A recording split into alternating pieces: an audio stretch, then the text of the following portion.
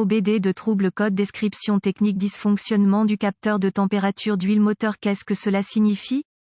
Ce code de diagnostic DTC est un code de groupe motopropulseur générique, ce qui signifie qu'il s'applique aux véhicules équipés d'OBD2 qui ont un capteur de température d'huile moteur, Ford Powerstroke, Chevrolet GMC Duramax, Dodge, Jeep, Audi, etc. Bien que génériques, les étapes de réparation exactes peuvent varier selon la marque, le modèle. Le capteur de température d'huile moteur EOT produit un signal qui est utilisé par le module de commande du groupe motopropulseur PCM pour calculer la qualité du carburant, le calage de l'injection et le fonctionnement de la bougie de préchauffage. Le signal EOT est également comparé à d'autres capteurs de température tels que le capteur de température de l'air d'admission (IAT) et le capteur de température du liquide de refroidissement du moteur ECT. À des fins de diagnostic, les capteurs EOT se trouvent souvent dans les applications diesel. Les capteurs EOT reçoivent une tension de référence, généralement 5 volts, du PCM. Ils font ensuite varier leur résistance interne en fonction de la température de l'huile moteur pour envoyer un signal de tension de retour au PCM. Les capteurs EOT sont un type de thermistance à coefficient de température négatif (NTC). Cela signifie que la résistance interne du capteur est inversement proportionnelle à la température de l'huile. La tension du signal du capteur EOT diminue lorsque la température de l'huile moteur augmente et vice-versa. Le code P0195 est défini lorsque le PCM détecte un dysfonctionnement dans le circuit du capteur de température d'huile moteur. Les codes de panne associés au capteur de température d'huile moteur inclus P0196 plage performance du capteur de température d'huile moteur, P0197 capteur de température d'huile moteur faible, P0198 capteur de température d'huile moteur élevé, P0199 capteur de température d'huile moteur. Sévérité et symptômes intermittents du code. La gravité de ces codes est modérée à sévère. Dans certains cas, ces codes définis avec les codes de température du liquide de refroidissement peuvent indiquer une condition de surchauffe du moteur. C'est une bonne idée d'adresser ce code dès que possible. Les symptômes d'un code moteur P0195 peuvent inclure témoin lumineux du moteur allumé, cause possible de ce code P0195, capteur de température d'huile moteur défectueux, problème du système de refroidissement du moteur, problème de câblage, procédure de diagnostic et de réparation PCM défectueuse, capteur de température d'huile moteur typique. Commencez par inspecter visuellement le capteur de température d'huile moteur et le câblage correspondant, recherchez les connexions desserrées, le câblage endommagé, etc. Si des dommages sont détectés, réparez si nécessaire, effacez le code et voyez s'il revient. Ensuite, vérifiez les bulletins de service technique (BST) concernant le problème. Si rien n'est trouvé, vous devrez passer au diagnostic étape par étape du système. Ce qui suit est une procédure généralisée, car les tests pour ce code varient selon les véhicules. Pour tester avec précision le système, vous devrez vous référer à l'organigramme de diagnostic du fabricant, vérifier le bon fonctionnement du système de refroidissement, vérifier que le moteur atteint et maintient une température de fonctionnement correcte. Si le moteur surchauffe ou ne se réchauffe pas comme prévu, il y a un problème avec le système de refroidissement qui doit être résolu avant tout autre test. Les DTC du système de refroidissement défini avec un capteur de température d'huile moteur DTC indiquent également un problème potentiel avec le système de refroidissement. Effectuez des tests préliminaires du circuit, utilisez un outil d'analyse pour surveiller le paramètre de données du capteur de température d'huile moteur. Débranchez le capteur EOT, la valeur de l'outil d'analyse doit tomber à une valeur très faible. Ensuite, connectez un cavalier entre les bornes. Si l'outil d'analyse affiche maintenant une température très élevée, les connexions sont solides et l'ECM peut reconnaître l'entrée. Cela signifie que le problème ressemble le plus au capteur et non à un problème de circuit ou de PCM. Testez le capteur, débranchez le connecteur du capteur de température d'huile moteur. Ensuite, mesurez la résistance entre les deux bornes du capteur à l'aide d'un multimètre numérique réglé en ohms. Démarrez le moteur et regardez la valeur du compteur. Les valeurs devraient diminuer en douceur à mesure que le moteur se réchauffe. Vérifiez la jauge de température du moteur sur le tableau de bord pour vous assurer que le moteur atteint la température de fonctionnement.